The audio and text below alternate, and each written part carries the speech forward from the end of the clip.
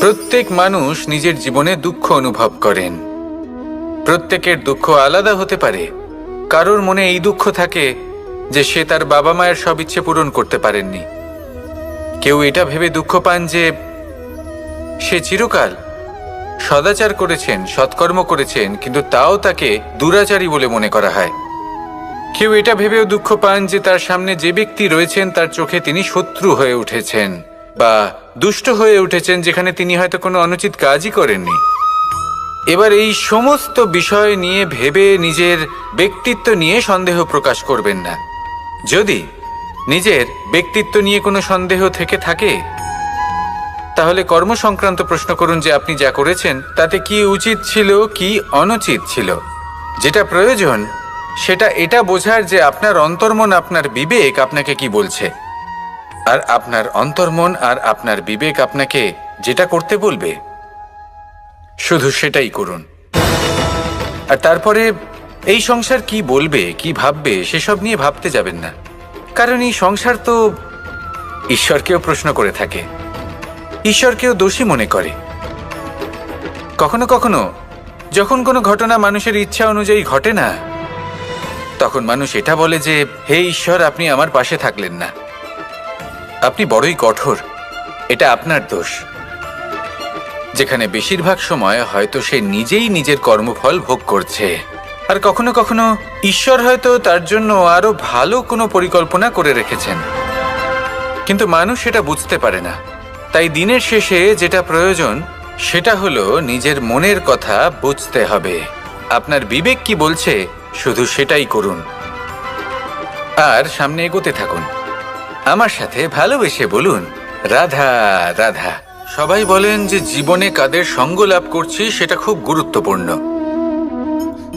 এক ঝুড়ি ফলের মধ্যে যদি একটা পচা ফল আপনি রেখে দেন, তাহলে আস্তে আস্তে সমস্ত ফল পচে যায়। সেই জন্য কথায় আছে যে কুসঙ্গ থেকে দূরে থাকো। কিন্তু কি করা যায়? এই সংসার খুবই ছোট।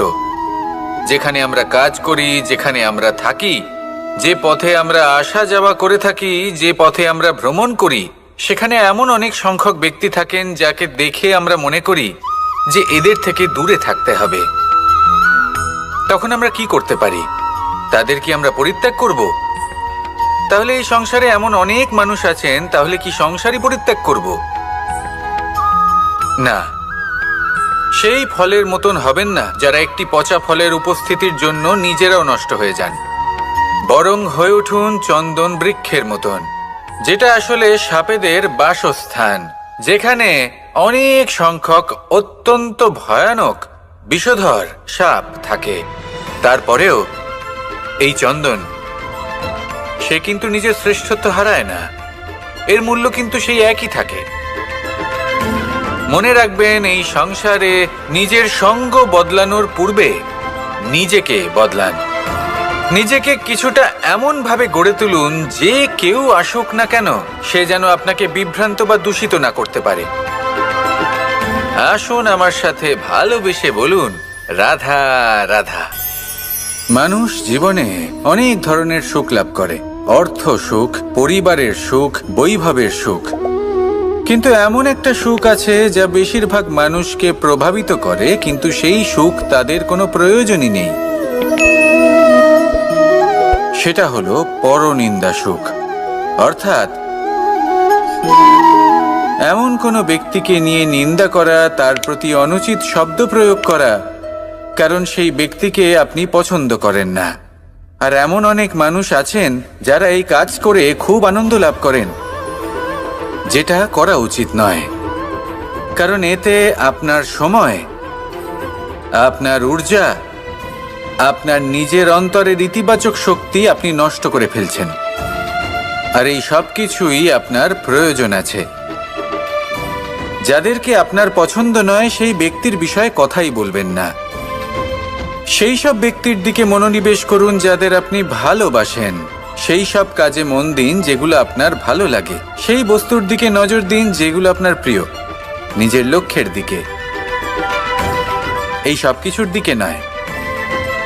এমনটা করলে আপনার জীবনে আপনি সেই সব বস্তুর দিকে নজর দিতে পারবেন যারা প্রকৃত অর্থে আপনার জীবন আরো শ্রেষ্ঠ করে তোলে। এমনটাই করুন, জীবন আরো অনেক বেশি সুন্দর হয়ে উঠবে, আর তখন এই মন প্রসন্ন হয়ে বলবে, রাধা রাধা। আজ আমরা আবার সাফল্য আর অসফলতার বিষয়ে কথা বলবো। সফল ব্যক্তি কে হয় এবং অসফল ব্যক্তি কে হয়, এই বিষয়ে আমরা আগে অনেকবার কথা বলেছি। প্রত্যেক ব্যক্তি সাফল্য লাভ করতে চান, কিন্তু প্রত্যেক ব্যক্তি সাফল্য লাভের এই কাজে সফল হতে পারেন না। এবার এটা কেন হয়, এর পেছনে কারণটা কি? কারণ হলো ভয়। সফল ব্যক্তি হলেন তিনি যিনি নিজের সিদ্ধান্ত দ্বারা এই সমস্ত সংসারকে বদলে দিয়ে থাকেন, এবং অসফল ব্যক্তি হলেন তিনি যিনি এই সংসারকে দেখে এর বিষয়ে ভেবে নিজের সিদ্ধান্ত বদলে ফেলেন। প্রয়োজন হলো নিজের লক্ষ্যের বিষয়ে ভেবে দেখার, পথের বিষয়ে ভেবে দেখার।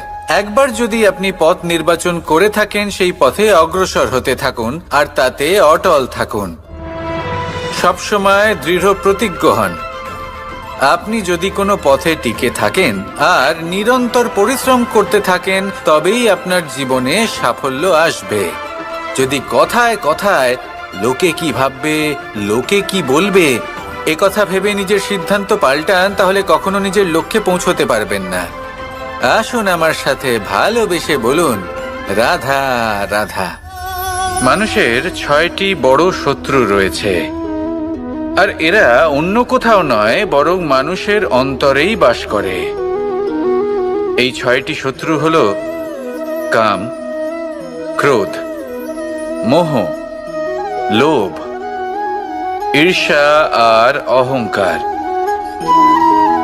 কিন্তু এরা কি চিরকাল আপনার শত্রু হিসেবেই থেকে যায়? এদেরকে নিজের বন্ধু করে তোলা কি সম্ভব নয়? ভেবে দেখুন না। এবার যদি কথা বলি কাম নিয়ে, অর্থাৎ কামনা করা, তাহলে মানুষ যদি জীবনে কামনা করতে থাকে, তাহলে সন্তোষের অনুভূতি লাভ করতে পারে না। কিন্তু এই কামনাই মানুষের বন্ধু হয়ে উঠতে পারে। কিভাবে? ধরুন, যদি মানুষ ভাবে আমি আরো অনেক বেশি শ্রেষ্ঠ ব্যক্তি হয়ে উঠতে চাই, আর তার জন্য কর্ম করে, পরিশ্রম করে, তাহলে ভবিষ্যতে গিয়ে শ্রেষ্ঠ ব্যক্তি হয়ে উঠতে পারে কামনার কারণে। অর্থাৎ এই কামনাই ওর বন্ধু হয়ে ওঠে। কিন্তু ধরুন, কোনো মানুষ যদি চায় সে শ্রেষ্ঠ ব্যক্তি হয়ে উঠবে, কিন্তু তার জন্য না কোনো কর্ম করছেন আর না কোনো পরিশ্রম করছেন, আর অধর্মের পথে চলতে শুরু করে দেন, তাহলে এই কামনাই তার শত্রু হয়ে উঠতে পারে। এবার যদি এই কামনাকে নিজের বন্ধু করে তুলতে হয়, তাহলে নিজের নির্বাচনে বিচক্ষণ হতে হবে, নিজের মস্তিষ্কের ওপর নিয়ন্ত্রণ রাখতে শিখতে হবে। সেটাই করুন আর আমার সাথে ভালোবেসে বলুন, রাধা রাধা। আজ আমরা মানুষের আরো একটি শত্রুর বিষয়ে কথা বলবো, যার নাম হলো লোভ। যে কোনো বস্তুকে অত্যাধিক লাভ করার যে বাসনা, যতটা লাভ করেছি ততটা যথেষ্ট নয়, আমার আরো চাই, আরো চাই, একেই বলে লোভ। এবার এই লোভ আপনার জীবনে শুভ না অশুভ, আপনার মিত্র নাকি আপনার শত্রু, সেটাও নির্ভর করছে আপনার ওপর। যেমন ধরুন, কোনো ব্যক্তির অসম্ভব ধনের লোভ, সে সেটা অর্জন করছে আর সেটা সংগ্রহ করছে, আর সেটা লাভ করার জন্য সে অনৈতিক কাজ করছে। যদি এই সব হতে থাকে, তাহলে লোভ কিন্তু আপনার পক্ষে অত্যন্ত ক্ষতিকারক। কিন্তু যদি সেই ব্যক্তি ধরুন ধন অর্জন করছেন, তার সাথে নীতিও পালন করছেন, আর সংগ্রহ করার পরে সেটা সংসারে ছড়িয়ে দিচ্ছেন, যদি এমনটা হয়, তাহলে এই লোভ আপনার বন্ধু হয়ে উঠতে পারে। যদি আপনার সৎসঙ্গ লাভ করার, সৎকর্ম করার লোভ থাকে, তাহলে আপনি কখনো একা থাকবেন না। যদি ভালোবাসা প্রদান করার লোভ থাকে, এই সংসারকে সাহায্য করার লোভ থাকে, তাহলে এই লোভ, যা সংসারের শত্রু, সেটা কিন্তু আপনার সাথে পরমাত্মার মিলন ঘটাতে পারে। এবার এই লোভকে নিজের মিত্র করে তুলবেন নাকি শত্রু করে তুলবেন, সেই সিদ্ধান্ত আপনারই। আসুন আমার সাথে ভালোবেসে বলুন, রাধা রাধা। কখনো এই প্রকৃতির দিকে তাকিয়ে থাকবেন। এই প্রকৃতি অনেক ধরনের শিক্ষা দেয়। কোনো একটা গাছকে দেখুন কিভাবে সে মাটি থেকে জল শুষে নেয়। সে ঝড় হোক বা হোক কড়া রোদ সব সহ্য করে এবং অবশেষে সে ফল ধারণ করে। আর সেই ফল উৎপন্ন করার পরে সে ফল কিন্তু সে নিজে গ্রহণ করে না, এই সংসারকে প্রদান করে, যাতে পশু পাখি মানুষ তারা এই ফল গ্রহণ করে শক্তিশালী হয়ে উঠতে পারে, সুস্থ থাকতে পারে। সেভাবেই নদী, সরোবর এরা নিজেরাও কিন্তু নিজেদের জল গ্রহণ করে না, মাটিকে প্রদান করে, পশু পাখিকে প্রদান করে। সূর্য নিজেও নিজের জন্য প্রজ্বলিত হয় না, সে প্রকাশ ছড়িয়ে দিতে চায় আমাদের সবার কাছে, সে আলো পৌঁছে দিতে চায়। এই প্রত্যেকের কর্মে পরমার্থ নিহিত আছে, আর সেই জন্যই এদের সকলকে পুজো করা হয়। তাই মনে রাখবেন,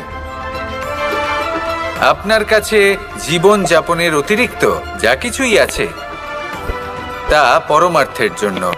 তাহলে তার সদ্ব্যবহার করুন আর আমার সাথে ভালোবেসে বলুন, রাধা রাধা। পরিবর্তন, এটা হলো সৃষ্টির অমূল্য নিয়ম। এই সংসারে সবকিছু সময়ান্তরে পরিবর্তিত হয়, এই সময়ও পরিবর্তিত হয়। পরিবর্তন চিরকাল হয়ে এসেছে আর চিরকাল হতে থাকবে। কিন্তু এবার আমরা সেই পরিবর্তন কিভাবে লাভ করব যেটা আমাদের প্রয়োজন, যেটা আমরা চাই?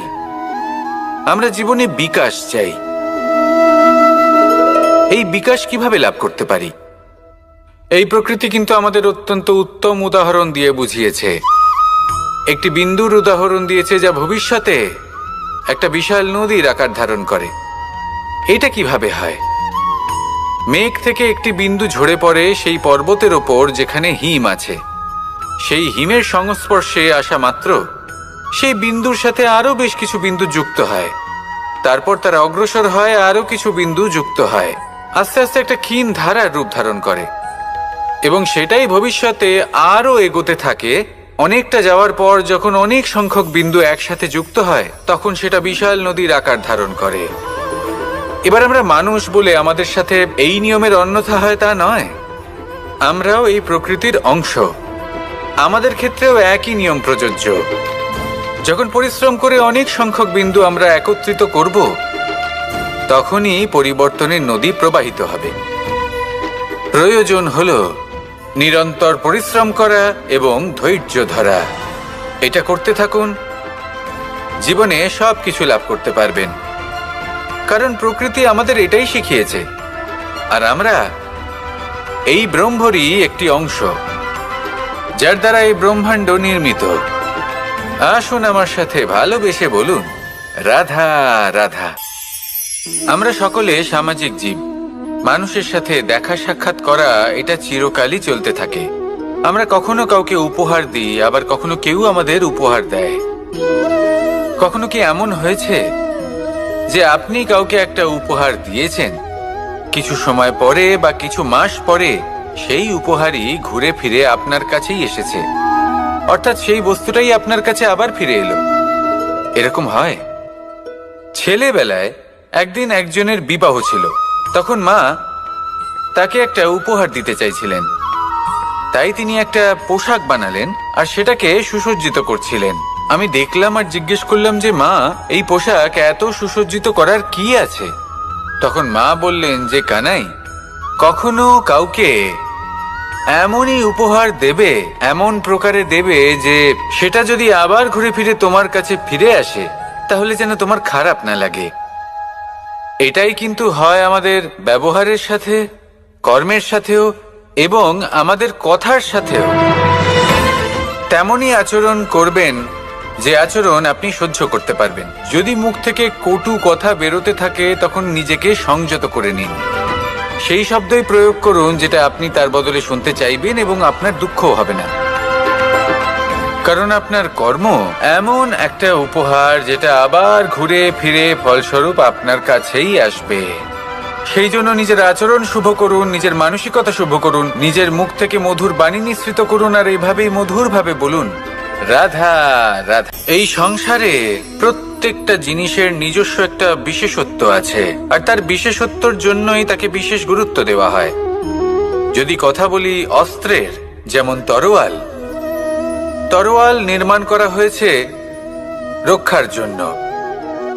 কত তাড়াতাড়ি সে সামনে উপস্থিত শত্রুকে নিধন করতে পারে। এবার এই তরোয়ালের কোন গুণটা দেখা প্রয়োজন? সেটার ধার। সেই বস্তুটি নয় যার মধ্যে এই তরোয়াল রাখা হয়। সেইভাবেই যদি আমি কথা বলি বাণের, তাহলে এটা প্রয়োজনীয় নয় যে সেই বাণ কতটা তীক্ষ্ণ, কতটা বলশালী। এটা দেখা প্রয়োজন যে তার আকারটা কেমন। সে কি বাতাস ভেদ করে নিজের লক্ষ্যে পৌঁছতে পারবে? সেটা বেশি গুরুত্বপূর্ণ, সেই জায়গাটা নয় যেখানে সেই বাণ রাখা হয়। ঠিক সেইভাবে যদি আপনি কোনো মানুষেরই মূল্য বুঝতে চান, তাকে পরখ করে দেখতে চান, তাহলে তার জাতি, তার ধর্ম, তার রূপ, তার আকার, সেগুলো দেখে তাকে পরখ করতে চেষ্টা করবেন না। তাকে পরখ এই সব কিছুর ভিত্তিতে করবেন না। তার স্বভাবটা দেখুন, তার গুণ দেখুন, তার প্রতিভা দেখুন, তার কর্ম দেখুন, কারণ এটাই সেই ব্যক্তির আসল পরিচয়, এটাই হলো তার অস্তিত্ব। যখনই আপনি কোনো নর্তককে শ্রেষ্ঠ নৃত্য প্রদর্শন করতে দেখেন, তখন আপনি কিন্তু এটা ভাবেন না যে সে কোথা থেকে এসেছে, সে কি খায়, ওর বন্ধু বান্ধব কারা। আপনি তার নৃত্য দেখেন, ওর শিল্প দেখেন, সেটারই প্রশংসা করেন, সেটাকেই সম্মান করেন। সেইভাবে এই সংসারে সকলকে সম্মান করুন, আর এই সম্মানের আধার হওয়া উচিত তার গুণ, তার স্বভাব, তার কর্ম, তার রূপ আর তার বেশভূষা নয়। আসুন আমার সাথে ভালোবেসে বলুন, রাধা রাধা। এই সংসার বলে যে কৃষ্ণ হলো মহাযোগী, কেউ বলে যে কৃষ্ণ হলো সাংখ্যযোগের প্রবর্তক, কেউ বলে ভক্তিযোগের, কেউ বলে জ্ঞান যোগের, কেউ কেউ এটা মনে করেন যে অষ্টাঙ্গ যোগের প্রভু হলাম আমি। কিন্তু এই যোগ আসলে কি? যোগ বিষয়টাকে বোঝা খুব একটা কঠিন নয়, কিন্তু সেই যোগকে নিজের যাপনের অংশ করে তোলা হলো অত্যন্ত কঠিন, আর তার জন্য প্রয়োজন অভ্যাস। যোগ শব্দটার অর্থ হলো যুক্ত করা, আর এটা আমি ছোটবেলায় শিখেছিলাম। যখন আমার মাখন খেতে ইচ্ছে করত, আর মা মাখনের সেই হাঁড়িটা ওপরে টাঙিয়ে রাখতেন, তখন আমরা ভাবতাম যে অত দূরে পৌঁছবো কি করে। তখন আমরা যোগের বিষয়ে জানতে পারলাম, আর তখন জানতে পারলাম যে সব থেকে গুরুত্বপূর্ণ যোগ আসলে কি? সহযোগিতা, সাহায্য। আমরা সব সখারা একসাথে জড়ো হতাম, একে অপরের পিঠের ওপর উঠে দাঁড়াতাম, আর তারপর আমরা ওই মাখনের হাঁড়ির কাছে পৌঁছতে পারতাম, আর তারপর আমরা সবাই মিলে সেই মাখন ভাগ করে খেতাম। সহযোগিতা, এটা অত্যন্ত গুরুত্বপূর্ণ। পাণ্ডবরাও মহাভারতে এটাই করেছিলেন। ওনাদের সাথেও কেউ ছিল না, একে অপরকে সাহায্য করে ওনারা অনেক বীরদের একত্রিত করেছিলেন। তারপর অবশেষে মহাভারতের এই মহাযুদ্ধে ওনারা জয়লাভ করেছিলেন। রামায়ণে রাম এবং লক্ষ্মণের সাথে কেউ ছিল না।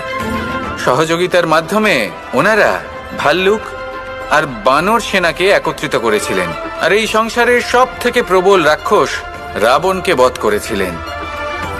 মনে রাখবেন, একসাথে মিলে যদি আপনারা কর্ম করতে শেখেন, তাহলে এই সংসারে এমন কিছুই নেই যেটা আপনি অর্জন করতে পারবেন না। আসুন আমার সাথে ভালোবেসে বলুন, রাধা রাধা। মানুষ যখনই কোনো পর্বতারোহণ করতে শুরু করে, তখন সে বারবার পড়ে যায়, বারবার উঠে দাঁড়ায়, সামনে এগোতে চেষ্টা করে, কিন্তু যদি সে দৃঢ় নিশ্চয় করে থাকে, তাহলে সে অবশেষে সেই পর্বতের শিখরে পৌঁছেই যায়। চলার পথে যদি বড় কোনো পাথর চলে আসে, বা পর্বতের কোনো বড় অংশ সামনে আসে, তাহলে সে তার সাথে ধাক্কা খায় না, সে পথ বদলে নেয়। কিন্তু বাধা তাকে সবসময় পেতেই হয়, আর সেই বাধা সে পায় ছোট ছোট পাথরের দ্বারা। তাদের উপর পা পড়লে তার পা পিছলে যায় আর সে পড়ে যায়। এই ছোট ছোট পাথর হলো আমাদের জীবনের সেই ছোট ছোট সমস্যা, সেই ছোট ছোট ভুলগুলো যেগুলো আমরা অবজ্ঞা করতে থাকি। আমরা ভাবি এর দ্বারা কি বা ক্ষতি হবে, কিন্তু সেগুলোই অনেক সময় আমাদের অসফলতার কারণ হয়ে দাঁড়ায়। যত তাড়াতাড়ি সম্ভব এই ছোট ছোট পাথরগুলিকে জীবন থেকে তুলে ফেলে দিন। ভুল হওয়াটা স্বাভাবিক, কিন্তু তার মানে এই নয় যে বারবার সেই ভুলের পুনরাবৃত্তি ঘটবে। ভুলটা বুঝুন, সেটা স্বীকার করুন আর সেটা শুধরে নিন। যখন আপনি এটা করতে শিখবেন, তখনই খুব তাড়াতাড়ি আপনি সেই শিখরে পৌঁছতে পারবেন। আর যখন পৌঁছে যাবেন, তখন এই মন প্রসন্ন হয়ে বলবে, রাধা রাধা। সূর্য এই সংসারকে আলো প্রদান করে। সূর্যের মনে যদি নিজের তেজের জন্য অহংকার জন্ম নেয়, তখন তার অহংকার ভঙ্গ করে মেঘ। সূর্যের আলো পূর্ণরূপে ঢেকে দেয়।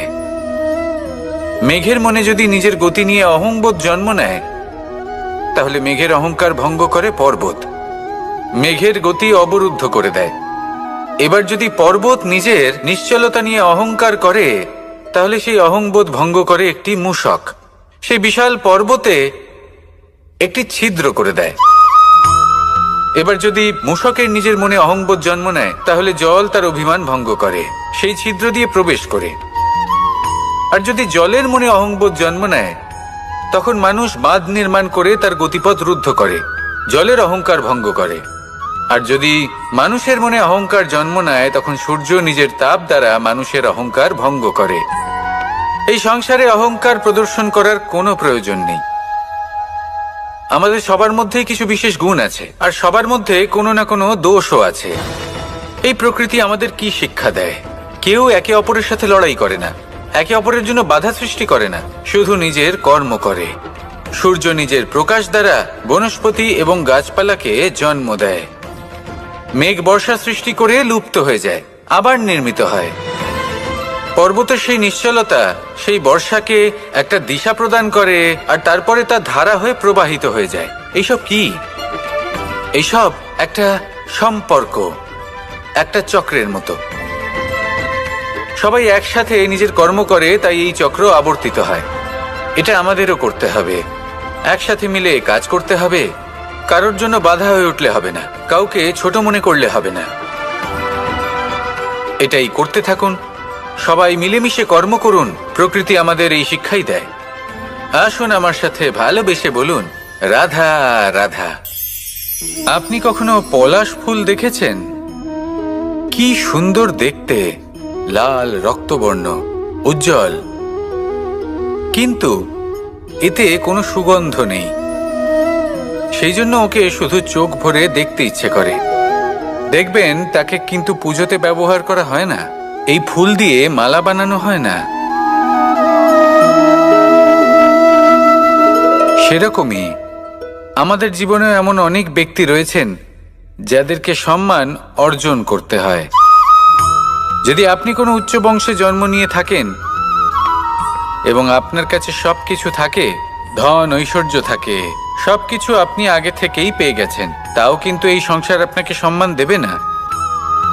ততক্ষণ পর্যন্ত দেবে না যতক্ষণ না আপনি নিজের অন্তরে গুণ জাগ্রত করছেন, শ্রেষ্ঠ কর্ম করছেন, নিজের অন্তরে ইতিবাচক মনোভাবের এই সুবাস জাগ্রত করছেন।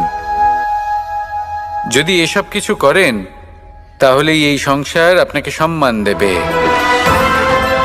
এবার এটা আপনার ওপরে নির্ভরশীল যে আপনি কি পলাশ ফুলের মতো হতে চান, নাকি অন্য কোনো ফুল হয়ে উঠতে চান যার সুবাস আছে, যে নিজের সুবাস এই সারা পৃথিবীতে ছড়িয়ে দেয়।